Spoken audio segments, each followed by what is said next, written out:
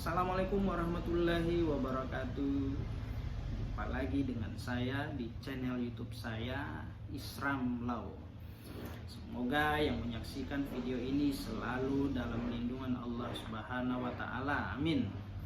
Dan untuk kita semua, mengingat situasi saat ini masih dalam kondisi pandemi PPKM, maka dari itu kita tetap jaga kesehatan, taat terhadap protokol kesehatan.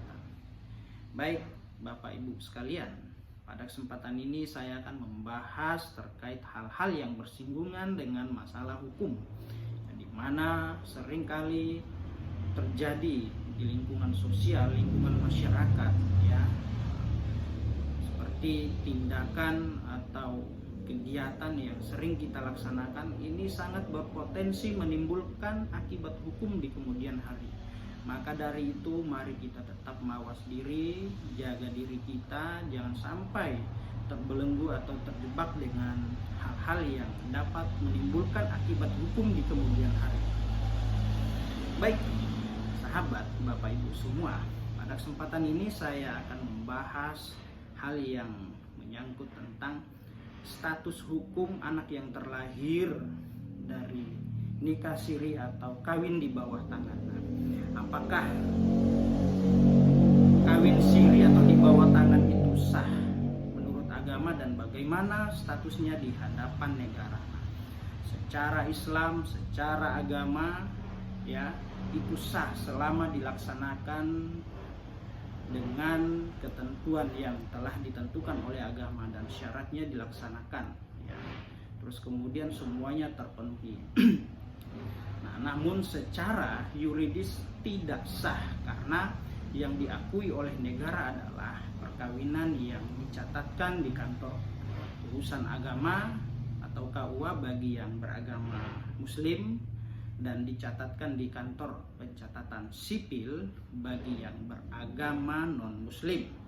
Nah, sementara kawin atau nikah di bawah tangan, ya, yang tidak dicatatkan meskipun diketahui oleh publik, orang banyak, atau mengundang sanak saudara, ya, tapi kalau tidak dicatatkan, ya, secara hukum itu tidak sah dan tidak diakui oleh negara. Nah, namun tetapi kawin di bawah tangan, ya, namun di kemudian hari akan menimbulkan akibat hukum terhadap status anak yang terlahir. Nah, bagaimana status anak yang terlahir di kemudian hari? Nah, anak yang terlahir nanti tidak akan mendapat atau tidak punya hak yuridis, ya, tidak punya hak waris, ya. Terus kemudian tidak punya hak perlindungan hukum atas ayahnya atau tidak mempunyai hak atas perwalian nanti di kemudian hari. Nah, atau juga pada saat pembuatan akta lahir dia tidak boleh mencantumkan nama bapaknya, ya, nama bapaknya atau bin bapaknya. Jadi dia hanya ikut ibunya.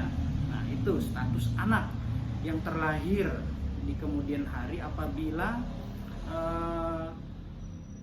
perkawinan siri itu dilaksanakan. Nah, jadi itu dampak yang akan timbul, ya, terhadap anak. Nah, lalu kemudian jangan berkecil hati Bapak Ibu semua yang telah melaksanakan perkawinan siri terhadap hak-hak anaknya ini kemudian diakomodir oleh putusan Mahkamah Konstitusi. Nah, ada putusan Mahkamah Konstitusi tahun atau nomor 46 tahun 2010 ini memberi angin segar, ya. Di situ memberi kewajiban kepada bapak biologisnya, ya, untuk memberi nafkah, melekatkan hubungan keperdataan dengan bapaknya atau ayah biologisnya selama itu dapat dibuktikan berdasarkan ketentuan dengan undang-undang.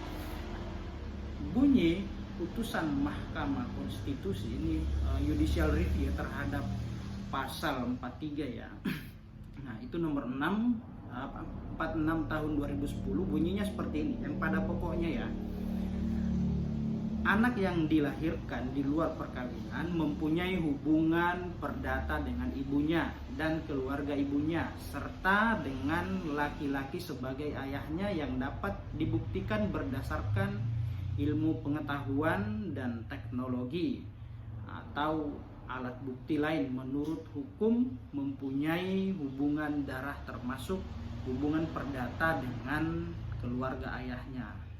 Jadi bunyi putusan ini berdasarkan hasil dari JR Judicial Review dari pasal 43 ayat 1 Undang-Undang Perkawinan, ya, di mana yang semulanya hanya menyatakan anak yang terlahir dari hubungan perkawinan di bawah tangan atau siri hanya memiliki hubungan keperdataan dengan ibunya. Setelah di Judicial Review pasal tersebut, maka Mahkamah Konstitusi dalam putusannya yaitu anak yang terlahir dari hasil perkawinan siri atau di bawah tangan ketika dapat dibuktikan dengan ilmu pengetahuan dan teknologi, misalkan tes DNA, ya, maka pada akhirnya anak tersebut mempunyai hubungan perdataan dengan ayahnya atau keluarga ayahnya. Jadi sangat jelas ya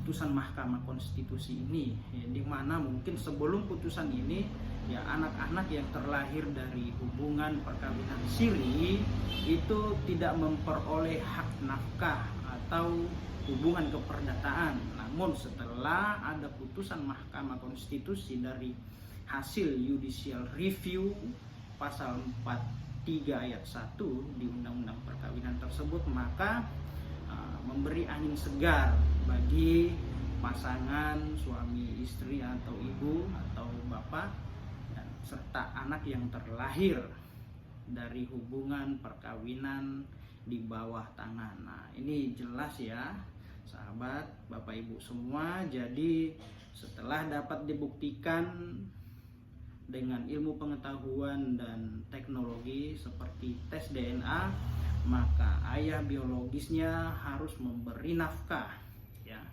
berdasarkan ketentuan yang telah diatur.